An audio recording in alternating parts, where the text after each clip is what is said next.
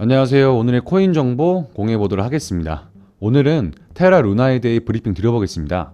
브리핑 시작에 앞서서 영상 하단의 고정 댓글을 보시면 저희 소통방으로 들어오실 수 있는 링크가 있습니다. 저희 채널은 일체의 유료 정보료 없이 저희 코인 투자자들끼리 정보를 교류하고 또 본인의 보유 코인이나 상담 역시도 도와드리고 있으니까 부담 없이 참여하셔서 같이 공유하며 유익한 소통 채널이 되고 싶습니다.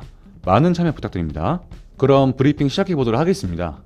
시장에서 계속된 이슈가 쏟아지고 있는 테라 루나 코인, 하루아침에 폭락하며 많은 피해자들이 피해를 입고 집단 소송을 준비하고, 또 한편으로는 시세가 오르락내리락 거의 도박 코인에 가까워져 버린 루나 코인입니다.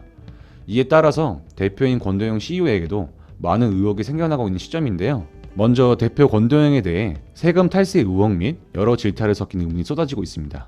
내용을 살펴보자면, 먼저 권도영 CEO는 한국에 미납한 세금이 없다면서 일각에서 제기된 탈세 의혹을 부인하면서, 국세청은 한국에 존재하는 모든 주요 암호화폐 기업에 대해 세무검사를 실시했고 외국 모기업의 한국의 세금 코드를 적용했다면서 우리는 국세청이 추징한 모든 세금을 납부했다라고 일축했습니다.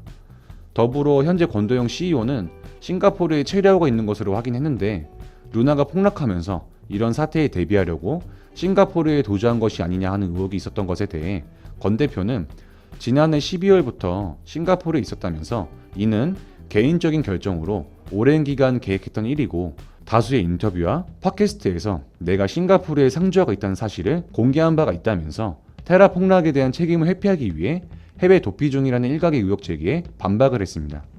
또한 테라폼랩스의 한국 지부 법인 청산이 5월 중에도 이루어졌는데, 이것도 신기하게 루나 폭락 사태 시기와 맞물리면서 의혹이 더욱 커졌습니다. 이에 대해서는 테라폼랩스의 한국 법인 청산이 5월 초에 이루어진 것은 순전히 우연이고 법인을 청산하는 데는 시간이 걸린다라며, 테라폼랩스의 본사는 항상 싱가포르에 있었으며 여전히 영업활동을 지속하고 있다고 말하면서, 다만 이제 테라폼랩스의 한국 자회사는 없다라고 덧붙였습니다. 권 대표의 주장도 일리가 있겠지만 아무래도 폭락 시기와 우연히도 겹쳤다는 게 말이 안 된다는 생각도 들면서, 투자자들의 민심이 안 좋은 쪽으로 크게 치닫고 있기 때문에 어떤 말을 해도 소용없다는 생각이 들기도 합니다.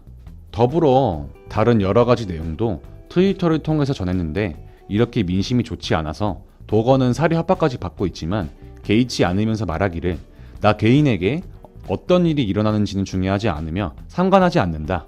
테라 커뮤니티를 지키고 수년간의 작업이 낭비되지 않도록 하는 것이 최우선 순위라며, 마지막 한 명의 개발자라도 테라의 코드를 작성하고 있는 한 나는 그들을 도와 밤낮으로 지원할 것이라고 말하는 데 이어서, 그는 어떤 벤처 캐피털도 사전에 현금화할 수 없었다.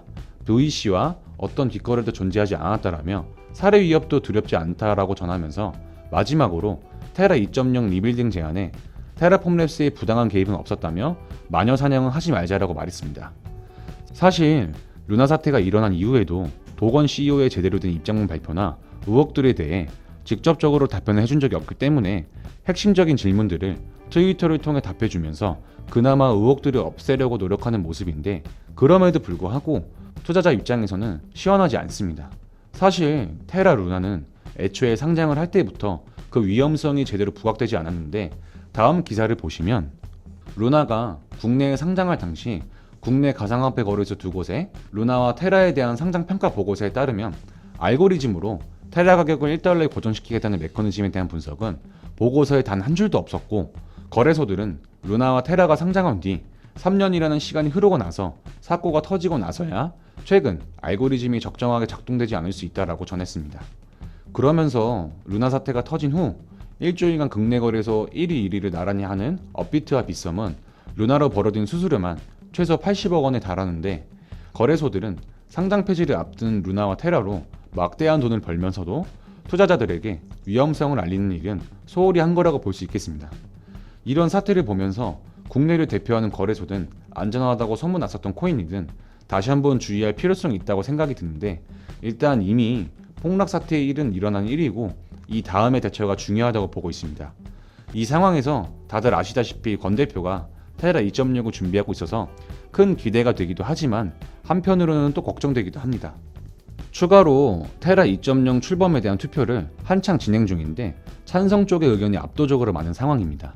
이 투표는 저희가 선거 투표하는 것처럼 1인당 한 표씩 투표하는 게 아니라 보유한 노드 네트워크가 많을수록 투표권이 더 주어지는 것이기 때문에 사실상 소액 투자자보다는 돈 많은 거래들이 투표권을 쥐고 있습니다. 따라서 큰 이변이 없는 이상은 테라 2.0은 출범이 될 가능성이 크다고 보는 게 맞고, 이에 관해 개인 투자자들의 의견을 들어보면 새로운 코인도 불확실성이 크기 때문에 피해 보상만 늦춘다라며 반발하고 있는 상태입니다. 사실상 이 제안을 둘러싼 전체 처리 과정이 독재에 가깝기 때문에 좋은 시선으로 바라볼 수는 없을 것 같네요. 테라 루나 사태를 잠재우기 위한 2.0 출시가 과연 독이 될지 약이 될지는 지켜봐야 알 수 있겠지만, 어찌됐건 만약 출범된다고 했을 때 피해 입은 투자자분들이 워낙 많기 때문에 단기간에 매수세가 몰릴 것은 분명하지만 그 저점 고점이 어딘지 모르기 때문에 관망하는 게 안전하다는 점 참고하시면 좋을 것 같고요. 테라 루나 관련 소식이 나오면 다시 한번 영상으로 찾아뵙도록 하겠습니다. 금일 브리핑은 여기서 마무리하겠습니다. 마지막으로 영상 하단의 고정 댓글에 보시면 저희 소통방으로 들어오실 수 있는 링크가 있습니다. 저희 채널은 일체의 유료 정보료 없이 저희 코인 투자자들끼리 정보를 교류하고 또 본인의 보유 코인이나 상담 역시도 도와드리고 있으니까 부담 없이 참여하셔서 같이 공유하며 유익한 소통 채널이 되고 싶습니다. 많은 참여 부탁드립니다. 감사합니다.